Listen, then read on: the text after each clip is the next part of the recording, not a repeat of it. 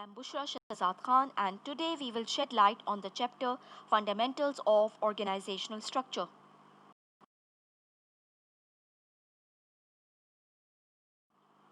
In this unit 3, we will focus on various organizational designs or forms of departmentalization along with their strengths and weaknesses.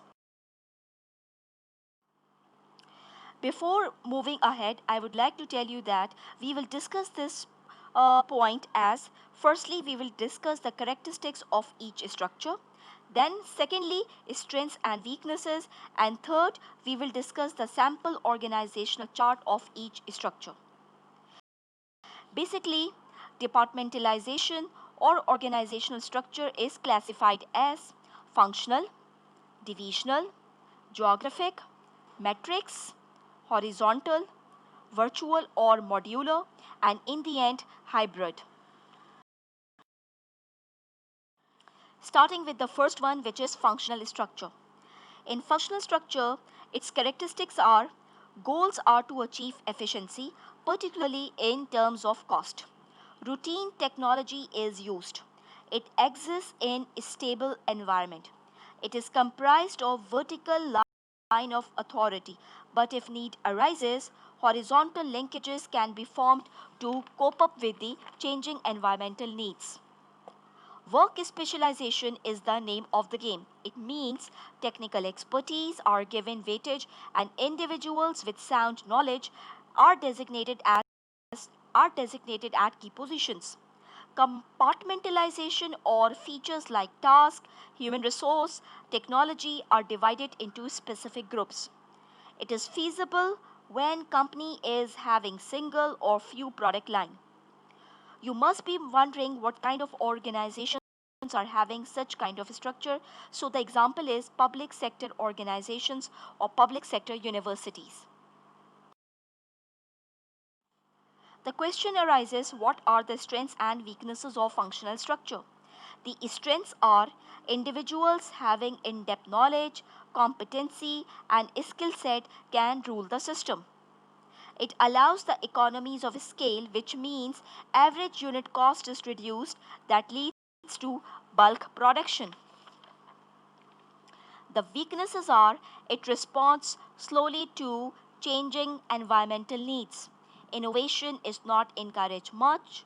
It gives birth to bureaucratic setup and hierarchy is overloaded as top management enjoys absolute power and ultimate authority.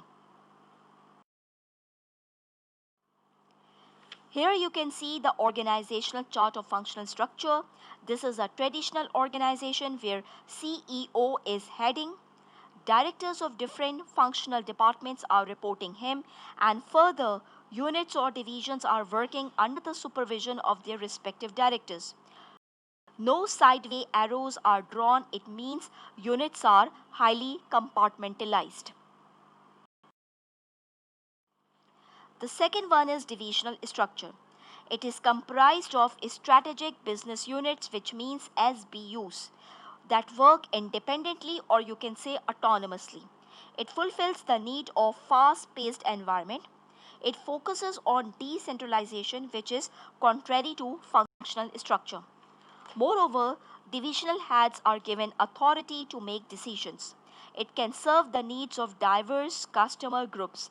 The examples can be, as you can see in the slide, Angro Corporation and its subsidiaries or subunits are Angro Polymer, Angro Fertilizers, Angro Energy, Angro Foods.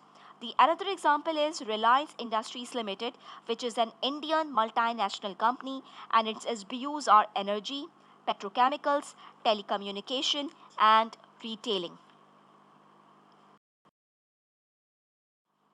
Its strengths are it works on the principle of think globally and act locally, which means delegation of power to some extent is possible. Suitable for uncertain environment and disruptions, it is suitable for those organizations that are increasing their product portfolio. Its weaknesses are company can be no more cost effective as it has to cater the diverse customer needs, so R&D cost will increase. Within division, coordination can be good, but across the divisions, coordination may be a problem.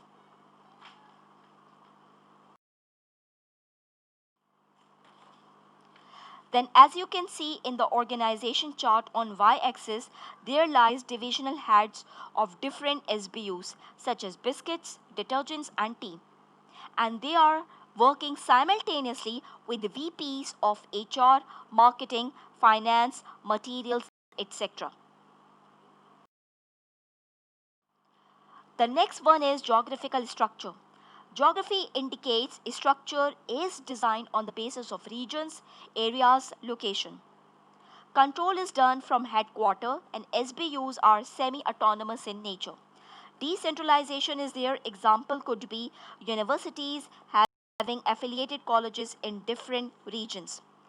Its strengths and weaknesses are similar to that of divisional structure, and you can also consider it a sub-branch of divisional structure. You can see in the organization chart Asia, North America, and Europe as geographical territories are mentioned in the organizational chart. The next one is matrix structure. It is multi-focused, that is, it combines two structures. It can be functional or divisional, which we discussed in the last slides. It is necessary to build when two departments are highly interdependent on each other, like engineering and manufacturing department of any steel company. Its strengths are, as we know, resources are scarce in nature, so matrix allows the sharing of resources. The weaknesses are it is based on dual authority or double chain of command. So employee has to report to bosses at a time, which may lead to role conflict. Balance of power is difficult as each department tries to dominate other. Employees lacking interpersonal skills may find difficult to get into this environment.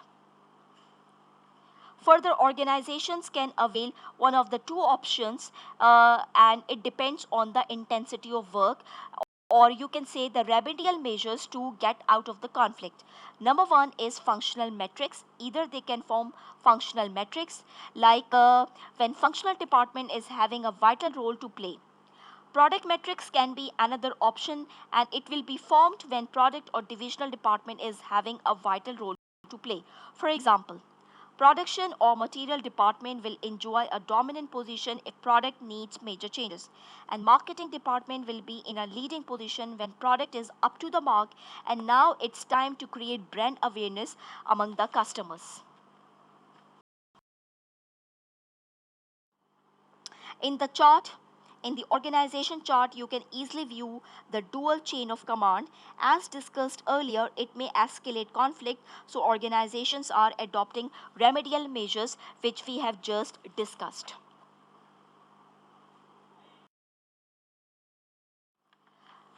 Now coming towards the horizontal structure. This is based on core business processes, and these processes can be tasks or activities. Here we utilize BPR, that is business process re-engineering, which is like implementation that gives to and its implementation gives rise to horizontal coordination. BPR is basically redesigning of processes and operations to achieve speed, cost, quality, and good services. Effectiveness is measured through financial contribution, customer satisfaction, and operational efficiency. Example can be one window solution that reduces hassles. Its strengths are it focuses on teamwork. Employees are trained across the department so they can perform one another's job. Employee gain a broader perspective of company's goals. The weaknesses are employee may resist to change as BPR requires a huge amount of change in terms of culture, reward system, MIS. As you can see in the infographic, that is, the teams working for product development are closely integrated, and same goes for procurement and logistics. Teams are relying on each other and they enjoy level playing field without domination of any single unit. The next one is virtual structure, or you can call it the modular structure as well.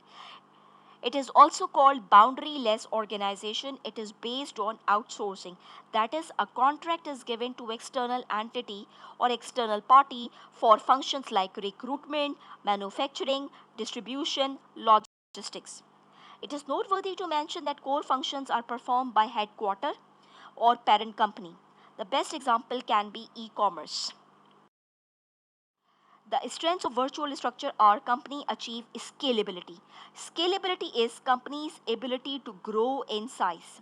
Synergy is created, it is highly cost effective because less cost or no cost is incurred on office space, physical infrastructure, or equipments. The weaknesses can be decentralization is at extreme, so lack of control may cause hindrances. Then trade secrets may be discussed to the rivals or the partners or the competing firms. Employees may not have a sense of loyalty and commitment as they are not working under one roof. And prospects of failure may arise if partner fails to deliver on time.